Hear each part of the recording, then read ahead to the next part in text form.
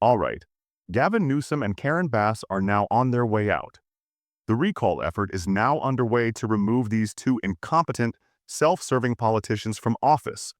We're going to show you the latest. Also, Trump's mass deportation effort is already working. Reports coming in that large numbers of illegal migrants have begun self-deporting themselves. And more stories from around the country. But before we get started, thank you for liking and sharing these videos. It really helps out the channel. And consider subscribing so you don't miss these regular updates.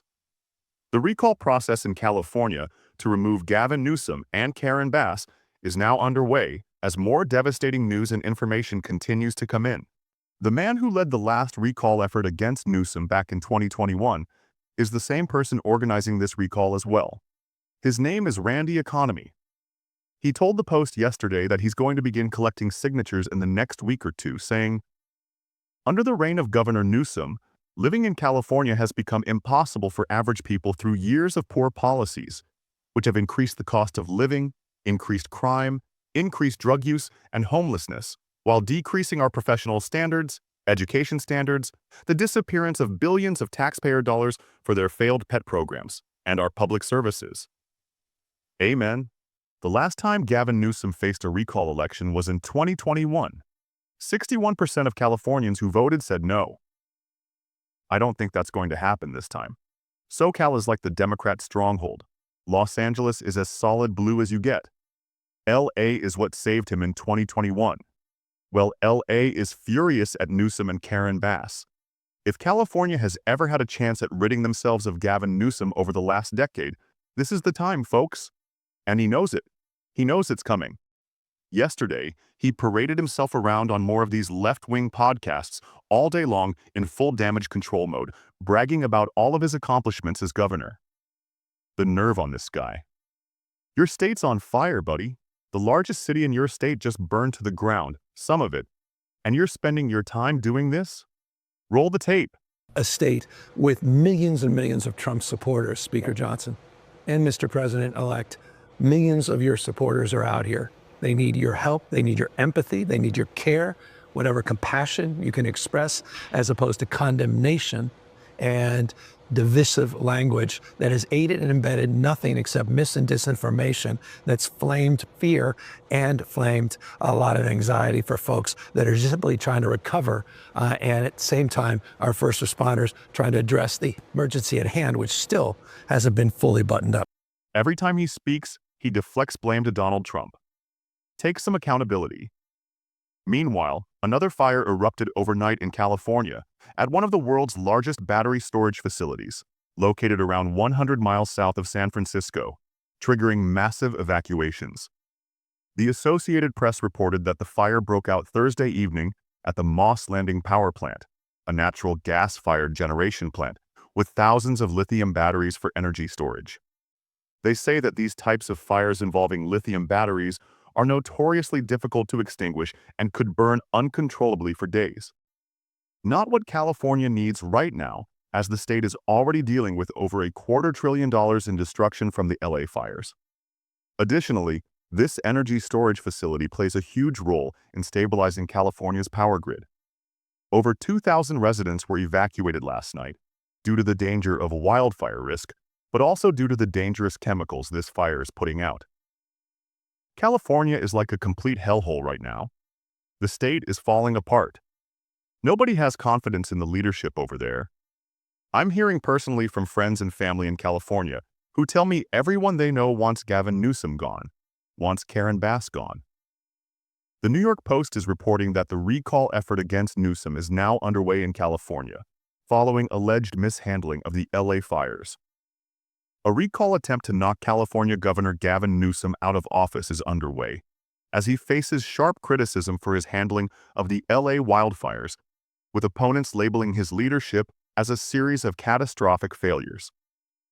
Organizers against Newsom vow to file papers in the next 2 weeks in hopes of jump-starting the process that could lead to the Democrats' ouster in the middle of his second term in the governor's mansion. Newsom and Karen Bass are both fighting for their political lives. That's what they're both doing right now. That's what this piece goes over. All of their actions should be viewed through that lens, folks. for job survival, not for what's best for California. Trump doubled down on the utter incompetence of California's leadership, posting this yesterday. The actual irony is a homeowner consents to pay property taxes that will go to the fire department, but those funds are diverted to illegal immigrants because LA is a sanctuary city. An illegal immigrant comes, sets your house on fire, and the fire department doesn't have the resources to put it out. The homeowner paid for their own destruction, basically. Then, he says, on top of that, the government's so inept that the insurance companies won't even insure houses here anymore. So the homeowner is left with nothing.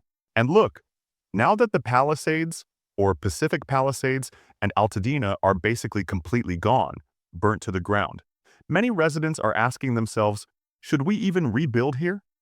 According to Newsom, developers are scrambling to come in and take advantage of the opportunity. Newsom said, "We've been meaning to reimagine LA." That's what he said, as LA 2.0. Over the course of the next several years, Los Angeles will be host to the World Cup, and then the Super Bowl, and then the Olympics. With this rebuilding effort needing to take place, is LA going to be ready for all of those global events? My humble position, and it's not just being naively optimistic, that only reinforces the imperative moving quickly, doing in the spirit of collaboration and cooperation. President of the United States, Donald Trump, to his credit, was helpful in getting the Olympics to the United States of America, to get it down here in LA. We thank him for that. This is an opportunity for him to shine, for this country to shine, for California and this community to shine. The opportunity with all of that and all that opportunity and that pride and spirit that comes from not just hosting those three iconic games and venues, but also the opportunity, I think, to rebuild at the same time. And that's why we're already organizing a Marshall Plan. We already have a team looking and reimagining LA 2.0, and we're making sure everyone's included, not just the folks on the coast, people here that were ravaged by this disaster. You just said you're organizing a Marshall Plan for the rebuilding of California. What is that Marshall Plan? For Tell this us about region, this Marshall we're Plan. just starting to lay out. I mean, we're still fighting these fires, so we're already talking to city leaders, we're already talking to civic leaders, we're already talking to business leaders and nonprofits, we're talking to labor leaders. We're starting to organize how we can put together a collection of individuals on philanthropy for recovery, how we can organize the region to really develop a mindset so that at scale we're dealing with the scope of this tragedy and responding to it at scale with efficiency, like the executive order I talked about, time value of delivering projects, addressing building codes, addressing permitting issues, and moving forward to rebuilding and being more resilient. And ask yourself, who would you rather have rebuilding LA? Karen Bass or Rick Caruso? Rick Caruso is the man who should be LA's mayor right now, but lost by a whisker. A billionaire who made his money from building. The man's a builder. Look at some of his properties. The Miramar Resort, Palisades Village. This is like one of the only structures that's left standing in the Palisades because he built the village with fire material. He also has his own private fire station there, which he pays for privately. He was ready. He was prepared. Would things be different right now if he was the mayor of LA? So look, California, this is your chance at change, all right? Real, positive change. They're going to begin collecting signatures likely next week or the week after for this recall effort. Take advantage of the opportunity. In another story, illegal migrants who came in over the last 4 years during Joe Biden's open border policies have already begun self-deporting themselves. This is an amazing story, as the legacy media has been constantly saying it's impossible for Trump to deport the 10+ million people that Joe Biden led into our country illegally. Trump's response has been, no, it's not impossible. In fact, many of them will choose to leave themselves. And he's right again. Watch. Trump has promised to carry out the largest deportation operation in U.S. history. And before those operations begin, some migrants are already choosing to leave the country voluntarily. News Nation's Jorge Ventura joins us live from San Antonio, Texas this morning with more on this story. Jorge, how many migrants are we actually seeing doing this, leaving voluntarily? Right now, Marky, it's unclear, but we are starting to see a trend, and this comes as cities across the U.S. and Mexico are now bracing for President-elect's deportation operation. But his hardline messaging on those deportation efforts have some migrants panicking and some even choosing now to self-deport back to their home countries. I spoke with immigration attorney Rolando Vasquez, who tells me that some of the immigrants that he represents that entered under the Biden administration are now choosing to return home, fearing deportation under the incoming administration. Just as recent as yesterday, they notified me that they're going to depart the country voluntarily, and understanding that, the Trump administration is going to carry through on their promises. And it's not just Trump's deportation plans that are influenced these decisions. Vasquez says it's also that Mexico is now open to accepting non-Mexican deportees. Mexico's move would impact Cuban and Venezuelan migrants the most, since those countries typically do not accept deportation flights from the U.S., but may from Mexico. This is causing for many migrants to leave on their own, knowing that they're either going to be deported to their home country or be deported to Mexico. And they obviously, the overwhelming majority of them do not want to be in Mexico.